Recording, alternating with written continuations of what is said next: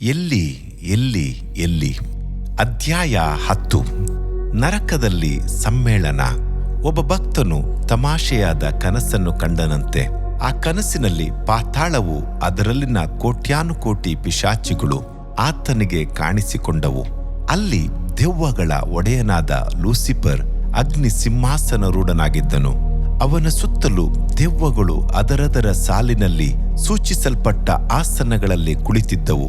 ಒಂದು ಮುಖ್ಯವಾದ ವಿಷಯದ ಬಗ್ಗೆ ಮಾತುಕತೆ ನಡೆಸಿ ವಿವಾದಿಸಲು ಲೂಸಿಫರ್ ಅವುಗಳನ್ನ ಬರಮಾಡಿದ್ದನು.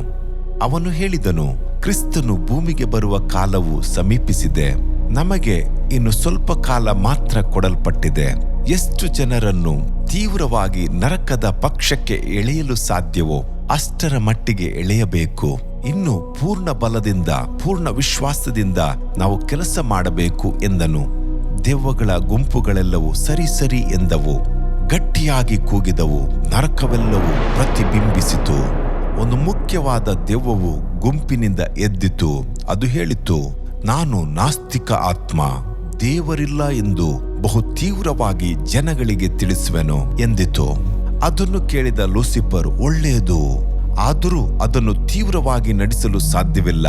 ಹೊರಗಡೆ ನಾಸ್ತಿಕರಾಗಿ ಇರುವವರು ಒಳಗೆ ಕೆಲವು ಸಮಯಗಳಲ್ಲಿ ಭಕ್ತಿಯಿಂದ ತುಂಬಿದವರಾಗಿರುತ್ತಾರೆ.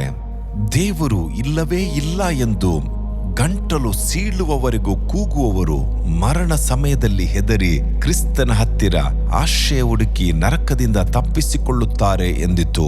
ಅಷ್ಟರೊಳಗೆ ಮತ್ತೊಂದು ದೆವ್ವದ ಗುಂಪಿನ ಒಡೆಯನು ಎದ್ದು, ನಾನು ವೇದ ಪ್ರೌಢಶಾಲೆಯ ಅಧ್ಯಾಪಕರ ತಲೆಹೊಕ್ಕು, ಸೃಷ್ಟಿಯು ತಪ್ಪೆಂದು, ಕ್ರಿಸ್ತನು ಅದ್ಭುತಗಳನ್ನ ಮಾಡಲಿಲ್ಲವೆಂದು ನಾನು ನಿರೂಪಿಸುವೆನು. ನಂತರ ಆ ಶಾಲೆಯಿಂದ ಹೊರಗೆ ಬರುವ ಪುಟ್ಟ ಗುರುಗಳೆಲ್ಲರೂ ನಮ್ಮ ಏಜೆಂಟರುಗಳಾಗಿ ಸಭೆಯನ್ನ ಹಾಳು ಮಾಡುವರು. ಕ್ರೈಸ್ತತ್ವವು ಬಹುಬೇಗನೆ ಅಳಿದು ಹೋಗುವುದು.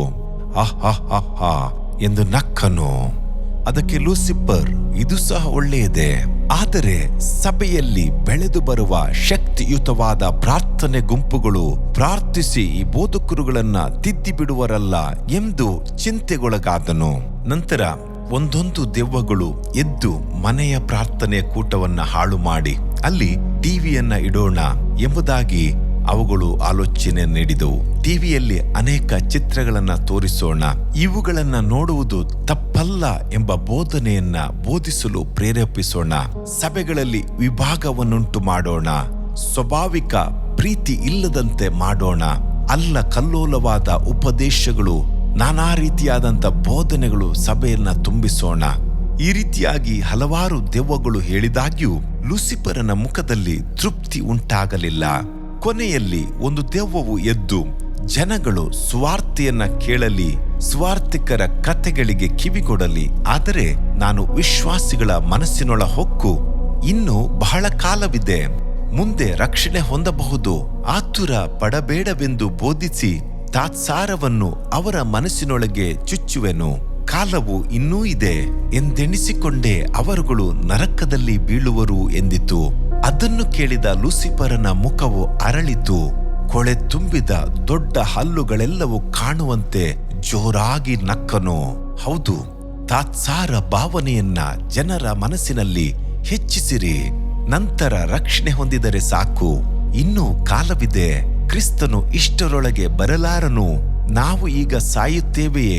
ಮಕ್ಕಳು ದೊಡ್ಡವರಾಗಿ ಓದಿ ಅವರಿಗೆ ಲಗ್ನ ಮಾಡಿಸಿ, ಮೊಮ್ಮಕ್ಕಳನ್ನ ಎತ್ತಿ ಹರ್ಷಿಸಿ, ಅವರುಗಳು ಶಾಲೆಗೆ ಹೋಗುವ ಅಂದವನ್ನ ನೋಡಿ ಸಂತೋಷಿಸಿ, ಅವರುಗಳು ಪ್ರೌಢಶಾಲೆಗೆ ಹೋಗಿ ಅವರನ್ನು ದೊಡ್ಡವರನ್ನಾಗಿ ಬೆಳೆಸಿ, ಲಗ್ನ ಮಾಡಿಸಿ, ಮೊಮ್ಮಕ್ಕಳ ಮಕ್ಕಳನ್ನ ನೋಡಿ ಬಹುಕಾಲ ಬಾಳುವುದಕ್ಕೆ ಸಮಯವಿದೆ ಎಂಬುದಾಗಿ ಬೋಧಿಸಿರಿ ಎಂದನು ಲೂಸಿಫರ್. ತಾತ್ಸಾರ ಇದು ಸೈತಾನನ ಕ್ರೂರವಾದ ಆಯುಧಗಳಲ್ಲಿ ಒಂದು. ಬರುವುದಕ್ಕಿರುವ ಅಳಿವನ್ನ ತಿಳಿದುಕೊಳ್ಳಲಾರದಂತ ತಾತ್ಸಾರ, ನರಕದ ಕಡಲನ್ನು, ಯಾತನೆಯನ್ನು ಚಿಂತಿಸಲಾರದಂತ ತಾತ್ಸಾರ, ಯೇಸುವಿನ ಬರೋಣಕ್ಕೆ ಸಿದ್ಧವಾಗದಿರುವಂತ ತಾತ್ಸಾರ, ಇದು ಸೈತಾನನ ಕ್ರೂರವಾದ ಆಯುಧವಲ್ಲವೇ? ಸೊದೋಮಿನ ಮಹಾದೊಡ್ಡ ಪಾಪಗಳಲ್ಲಿ ಒಂದು ತಾತ್ಸಾರ ಭಾವನೆ. ಸತ್ಯವೇದವು ಹೇಳುತ್ತದೆ, ಹೆಮ್ಮೆ ಪಡುವುದು, ಹೊಟ್ಟೆ ತುಂಬಿಸಿಕೊಳ್ಳುವುದು, ಸ್ವಸುಖಗಳಲ್ಲಿ ಮುಳುಗಿರುವುದು, ಇವು ಆಕೆಯಲ್ಲಿಯೂ ಆಕೆಯ ಕುಮಾರ್ತೆಯರಲ್ಲಿಯೂ ಇದ್ದವು. ಯೆಹೆಜ್ಕೇಲ 16:49. ಹೆಮ್ಮೆಯು ತಾತ್ಸಾರವನ್ನುಂಟು ಮಾಡುತ್ತದೆ, ಐಶ್ವರ್ಯ ಏಳಿಗೆ ತಾತ್ಸಾರವನ್ನುಂಟು ಮಾಡುತ್ತದೆ, ಆಹಾರ ಅಭಿವೃದ್ಧಿ ತಾತ್ಸಾರವನ್ನುಂಟು ಮಾಡುತ್ತದೆ, ಗಾಢನಿದ್ರೆಯು ತಾತ್ಸಾರವನ್ನುಂಟು ಮಾಡುತ್ತದೆ. ನಿಶ್ಚಿಂತೆಯ ಹೆಂಗಸರೇ ಎದ್ದೇಳಿರಿ, ನನ್ನ ಧ್ವನಿಯನ್ನು ಕೇಳಿರಿ, ಭಯವಿಲ್ಲದ ಹೆಣ್ಣುಗಳಿರ, ನನ್ನ ಮಾತಿಗೆ ಕಿವಿಗೊಡಿರಿ. ಯೆಶಾಯ 32:9. ದೇವರು ಇಂದು ನಿನಗಾಗಿ ಅನುಕಂಪಗೊಂಡು ಕರೆಯುತ್ತಾನೆ. ನೀನು ತಾತ್ಸಾರ ಮಾಡಿ ಆದಿಯಲ್ಲಿದ್ದ ಪ್ರೀತಿಯನ್ನು ತ್ಯಜಿಸಿಬಿಟ್ಟೆ. ನೀನು ಒಂದು ಕಾಲದಲ್ಲಿ ದೇವರಿಗಾಗಿ ಉರಿಯುವ ಬೆಂಕಿಯೋಪಾದಿಯಲ್ಲಿದ್ದು ಈಗ ಬೆಚ್ಚಗಾಗಲಿ ತಣ್ಣಗಾಗಲಿ ಇಲ್ಲದೆ ತವಕ ಪಡುತ್ತಿದ್ದಿ.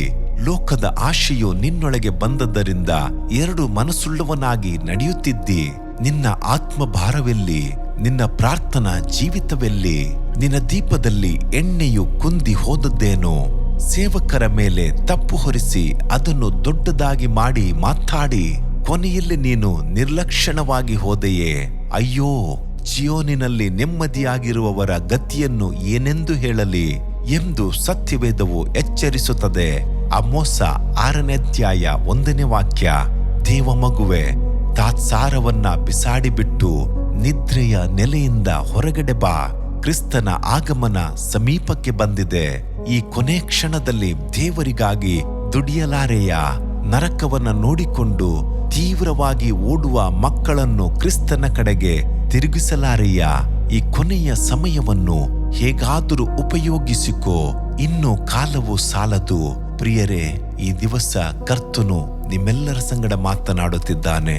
ಈ ದಿನಮಾನಗಳಲ್ಲಿ ಸೈತಾನನು ನಾನಾ ರೀತಿಯ ಲೋಕದ ಆಸೆಗಳನ್ನ ನಮ್ಮೊಳಗೆ ತುಂಬಿಸಿ, ಇನ್ನೂ ಸಹ ಸಮಯವಿದೆ, ನಮಗೋಸ್ಕರ ನಮ್ಮ ಮಕ್ಕಳಿಗೋಸ್ಕರ ಜೀವಿಸೋಣ, ಕೂಡಿಸಿಡೋಣ ಎಂಬ ವ್ಯರ್ಥವಾದ ಕಾರ್ಯಗಳಲ್ಲಿ ನಾವು ಜೀವಿಸುತ್ತಾ ಪರಲೋಕದ ನಿರೀಕ್ಷೆಯನ್ನ ತಾತ್ಸಾರ ಮಾಡುತ್ತಿದ್ದೇವೆ. ಕರ್ತನ ಬರೋಣವು ಸಮೀಪಿಸುತ್ತದೆ. ನಾವು ತಲೆ ಎತ್ತಿ ನೋಡುವುದಾದ್ರೆ ಕರ್ತನ ಬರೋಣದ ಸೂಚನೆಗಳು ಕಾಣಿಸುತ್ತಾ ಇದೆ. ಕರ್ತನ ವಾಕ್ಯಗಳನ್ನು ಅರಿತಂತ ಪ್ರಿಯರೇ, ಕರ್ತನು ನಿಮ್ಮನ್ನ ಯಾವ ಉದ್ದೇಶಕ್ಕಾಗಿ ಕರೆದಿದ್ದಾನೋ ಆ ಉದ್ದೇಶಕ್ಕೆ ಈ ದಿವಸ ನಿಮ್ಮನ್ನ ಒಪ್ಪಿಸಿಕೊಡಿರಿ. ಸಮಯವನ್ನ ವ್ಯರ್ಥ ಮಾಡಬೇಡಿರಿ. ನಿಮ್ಮನ್ನ ಕರ್ತನು ಯಾವ ಉದ್ದೇಶಕ್ಕೋಸ್ಕರ ಕರೆದಿದ್ದಾನೋ ಅದರಲ್ಲಿ ನಿಂತುಕೊಳ್ಳಿರಿ. ನಿಮ್ಮೆಲ್ಲರಿಗಾಗಿ ನಾವು ಪ್ರಾರ್ಥಿಸುತ್ತೇವೆ. ಅಪ್ಪ ತಂದೆಯೇ, ಈ ವೇಳೆಗಾಗಿ ಸ್ತೋತ್ರ. ಈ ನಮ್ಮ ಸ್ವರವನ್ನ ಕೇಳಿಸಿಕೊಳ್ಳುತ್ತಿರುವ ಎಲ್ಲರನ್ನ ಆಶೀರ್ವದಿಸು ದೇವರೇ. ನೀನು ನೀಡಿದ ರಕ್ಷಣೆಯ ಭಾಗ್ಯವನ್ನ ಯಾರೂ ತಾತ್ಸಾರ ಮಾಡದೆ, ಲೋಕದ ವ್ಯರ್ಥ ಸಂಗತಿಗಳಲ್ಲಿ ಮುಳುಗಿ ಹೋಗಿ ತಮಗಿರುವ ಅಮೂಲ್ಯವಾದ ಜವಾಬ್ದಾರಿಗಳನ್ನ ತಾತ್ಸಾರ ಮಾಡದೆ ನಿನ್ನ ಪರಲೋಕ ರಾಜ್ಯಕ್ಕೋಸ್ಕರ ಇವರೆಲ್ಲರೂ ದುಡಿಯಲಿ, ಓಡಲಿ. ಅಪ್ಪ, ನಿನ್ನ ಬರಣವು ಸಮೀಪಿಸುತ್ತಿದೆ. ಎಲ್ಲರೂ ಸಿದ್ಧಗೊಳ್ಳಲಿ. ಯಾರೊಬ್ಬರೂ ನರಕದ ಶಕ್ತಿಗೆ ಸಿಲುಕದ ಹಾಗೆ, ನರಕದ ಗುಂಡಿಗೆ ಬೀಳದ ಹಾಗೆ ಕಾಪಾಡು, ನಡೆಸು. ಯೇಸು ಕ್ರಿಸ್ತನ ನಾಮದಲ್ಲಿ ತಂದೆಯಾದ ದೇವರೇ, ಆಮೇನ್.